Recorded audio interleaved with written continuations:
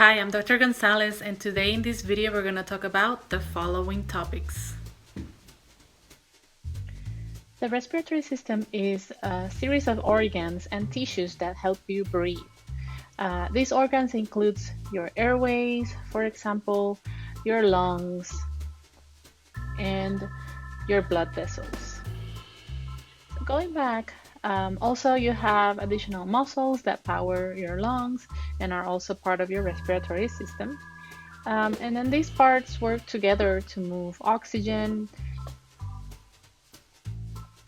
and carbon dioxide throughout the body and clean out the waste gases. Like I said, carbon dioxide. So we're taking in the oxygen and we're breathing out the carbon dioxide.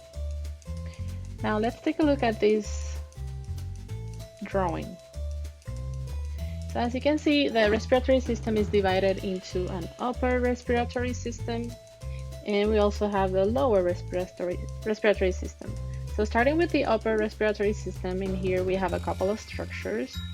First is the area of the nose. So as you can see, the nose has several parts. The bone that makes up the ceiling of the nose is your ethmoid bone, also part of the frontal bone.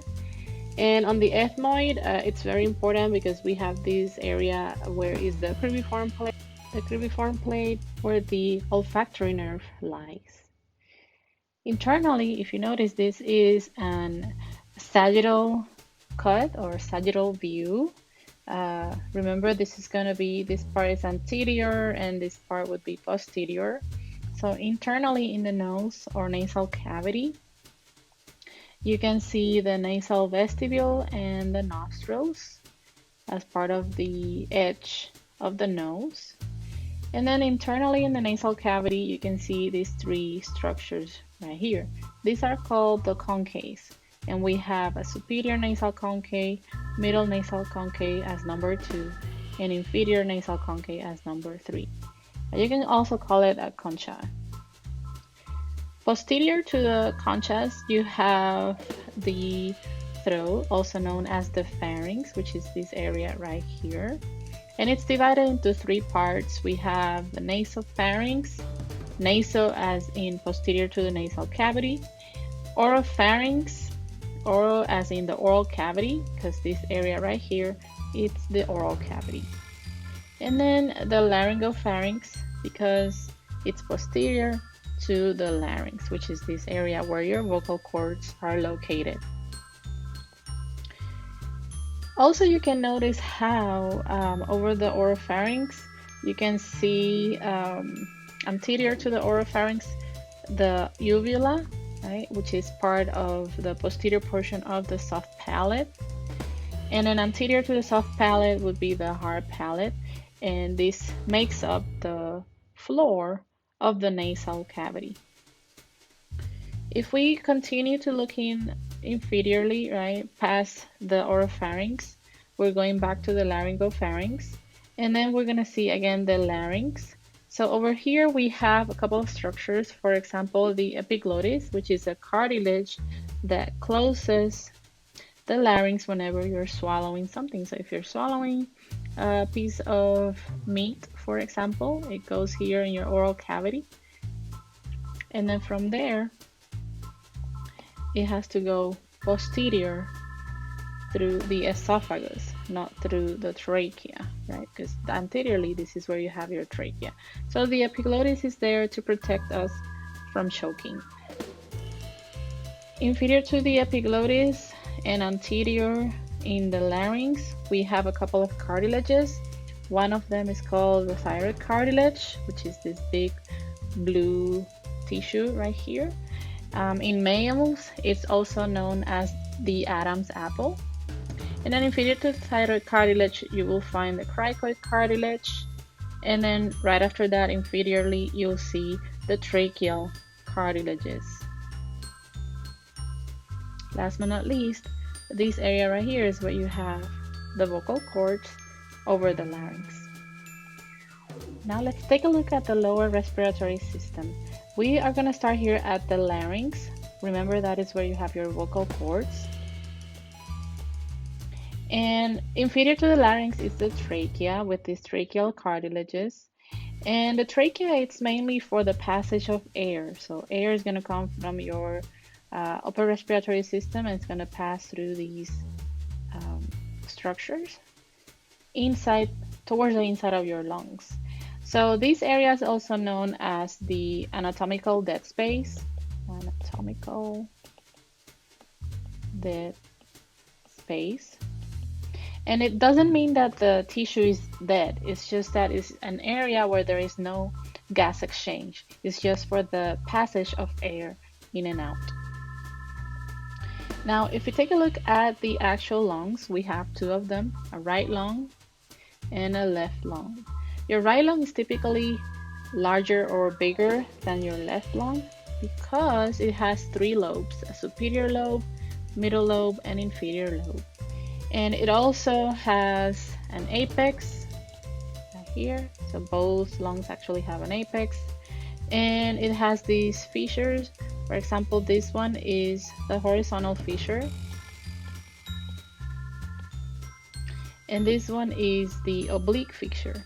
Now, both lungs have also an oblique fissure.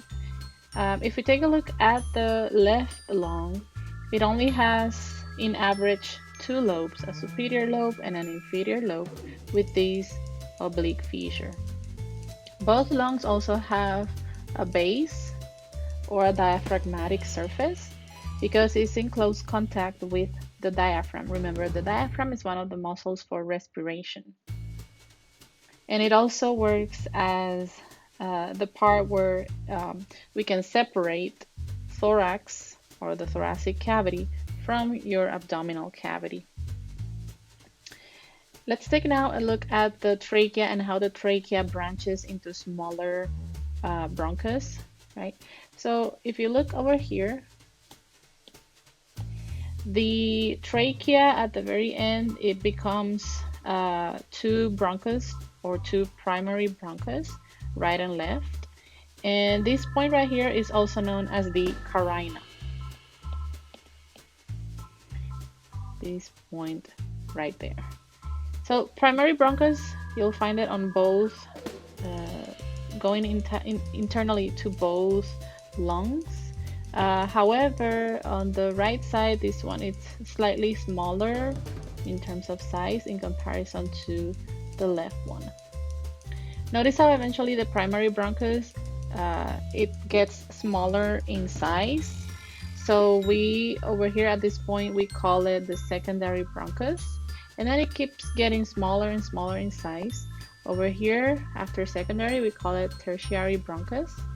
Eventually, it becomes a terminal bronchiole and a respiratory bronchiole.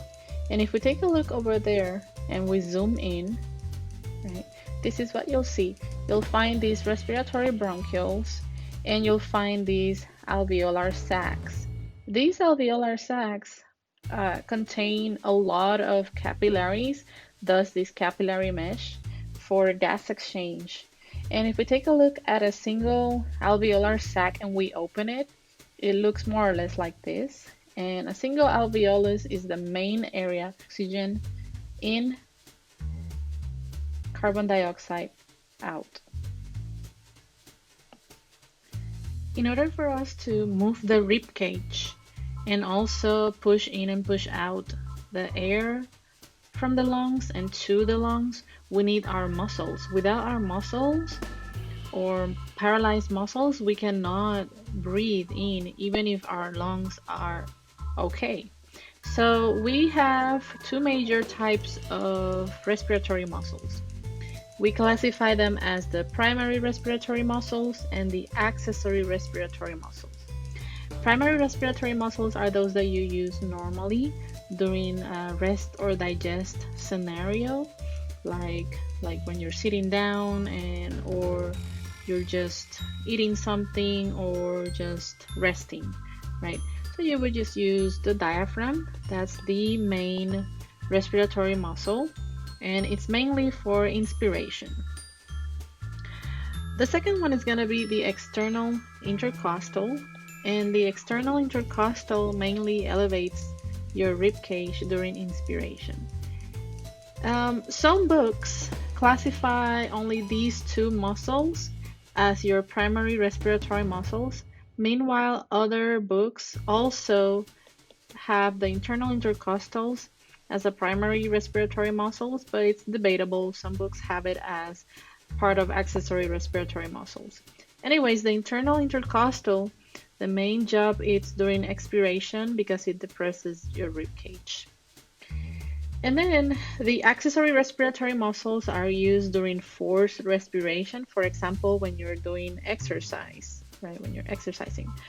So these muscles help you obtain more air inside the lungs and exhale faster. So for those muscles that are actingly as respiratory muscles or accessory respiratory muscles, it would be your rectus abdominis over your abdominal area, abdominal wall. It mainly works for expiration together with other abdominal muscles. Also over your neck or cervical region is your sternocleidomastoid. Mainly works during inspiration, and scalenes, which are also located in your neck, they work for inspiration. Well, that's it for today. Thank you for watching, and don't forget to subscribe, like, and share. And if you have any comments or suggestions, you can leave them on the comment section below. And last but not least, don't forget to check out my Etsy store, Queen Mary Anatomy. That's it. I'll see you next time.